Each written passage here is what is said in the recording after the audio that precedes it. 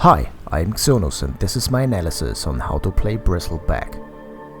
Bristleback is one of the most iconic tank heroes in Dota 2, making him one of the most useful offlaners in the game. Since patch 7.0, Bristleback constantly gained back his popularity as a viable core hero. As Bristleback is extremely hard to kill and requires a well-coordinated enemy team, he has been increasingly picked in pop and pro matches. Although Bristleback suffers from a weak initial mana pool and late-game kite ability, his overall survivability makes him a viable option in patch 7.06 and beyond. In this video I will give an overview on how to play Bristleback most effectively as a standard offlane semi-carry hero. Vicious Nasal Goo is one of Bristleback's trademark abilities. The enemy unit is covered in nasty goo, causing it to have reduced armor and movement speed. Multiple casts actually stack and refresh the duration of this ability. Note that this spell is upgradable by a Ganem Scepter, where it becomes a no target area of effect ability, applying to all enemies within range. Quill Spray is a physical damage spell that sprays enemy units with quills, dealing damage in a specific AoE. Note that Quill Spray deals bonus damage if a unit was already hit by quills in the last 14 seconds.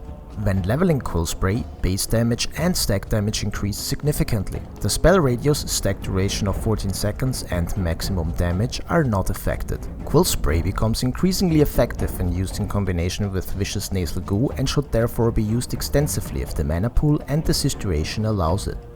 Bristleback is one of Bristle's passive abilities and his core defensive mechanism. Bristle takes less damage if he is hit from the side or his rear.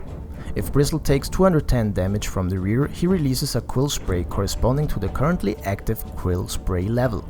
The reduction in side damage scales from 8 to 20%, while rear reduction is doubled and therefore scales from 16 to 40%. Therefore, it is important to know what the specific ranges of side and rear angles are. The rear angle is within 70 degrees from the body midline, whereas the side extends from 70 degrees to 110 degrees. As a consequence, pay careful attention on your body position relative to enemies' attacks so you can take full advantage of this ability. Warpath is Bristle's ultimate and second passive ability that heavily synergizes with Vicious Nasal Goo and Quill Spray. Every time Bristle casts a spell, the passive ultimate increases his movement speed and damage. This ability is also upgradable by a Ganem Scepter and results in increased bonuses for illusions. Based on Bristleback's skill set and high survivability, generally accepted builds with high success rate have been established. Bristleback can be played both as a safe lane carry and as a very strong offlane semi-carry. In this guide I present a generally accepted offlane build, which is the following. As Quill Spray stacks extremely well in early game and as it allows you to control your lane, it is usually straightforward to invest one skill point into this ability. At level 2 you should most of the time invest one skill point into Bristleback so you can dodge enemy damage easily and sustain your presence in lane to soak XP and gold. Quill Spray is your early game AoE damage control spell and it is extremely useful. Therefore you max it out first by investing further skill points at levels 3, 5 and 8. As a logical consequence, you max out Bristleback second at levels 4, 9 and 11.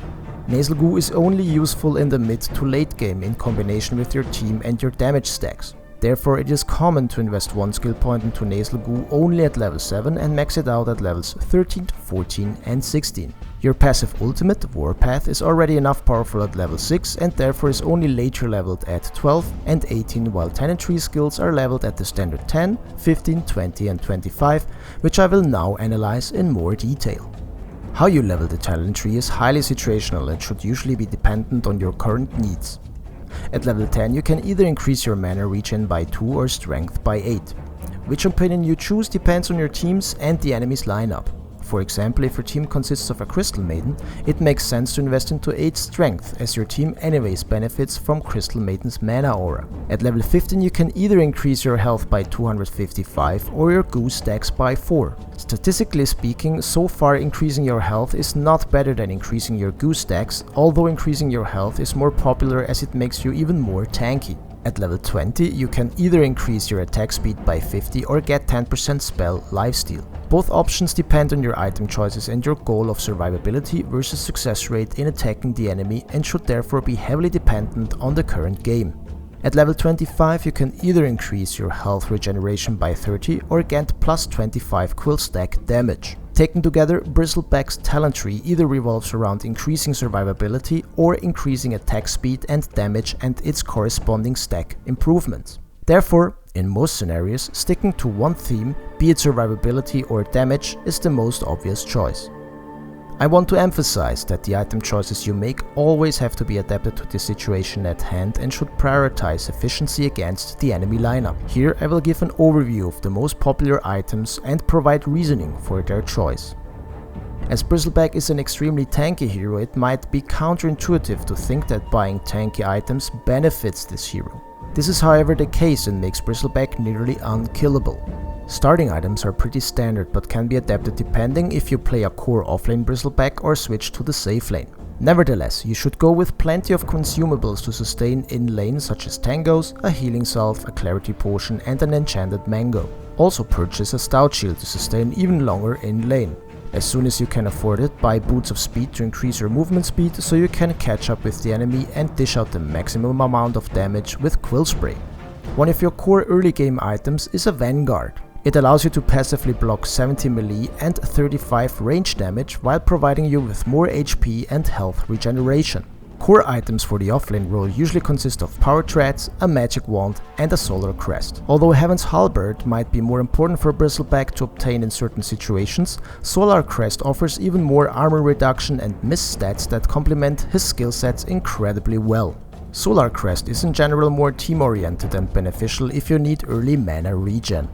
Extension items depend on either two options, defensiveness versus offensiveness. If you go for defensive extension items, consider Boots of Travel to increase your overall map presence, buy Crimson Guard, Shiva's Guard or Heart of Tarask for absolutely insane tankiness. Octarine Core is also an incredible defensive item as it reduces the cooldown time of all your spells, enabling you to spam and stack your spells for maximum damage in defensive situations, as for example the triggering of your quill spray through the Bristleback ability is greatly increased. If you plan to go for an offensive build, also consider to buy Boots of Travel. However, you will try to go for damage output items such as a Radiance, an Abyssal Blade and a Sanshin Yasha. Assault Cuirass is also very suitable for a Bristleback as it significantly increases your attack speed, but at the same time increases your overall tankiness. Depending on the situation, you can either improve your survivability by buying a Blade Mail or Vladimir's Offering. A Pipe of Insight can also be beneficial as it provides an active barrier which blocks spell damage in tense lineups.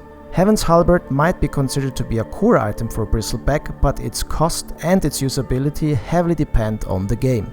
Nevertheless, it is a great item as it can disarm the enemy, and in combination with Nasal Goo and Quill Spray you will be able to easily take down the enemy.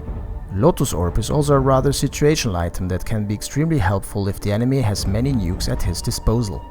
In recent patches, Bristleback has received significant changes that make him a viable choice again in most skill groups. He is definitely considered as one of the most tanky heroes and therefore an extremely excellent choice for any offlane. A successful Bristleback usually tries to convince the enemy that he can be killed and then dodge most of the damage by running away and re-entering the fight until he can finish the enemy off by a successful cascade of Nasal Goos and Quill Sprays. However, more experienced players will know this aspect of Bristleback and therefore will try to kite him until he can be securely killed. Therefore, it is absolutely essential to execute good positioning so that together with your other carry and support heroes you can easily secure a kill for your team.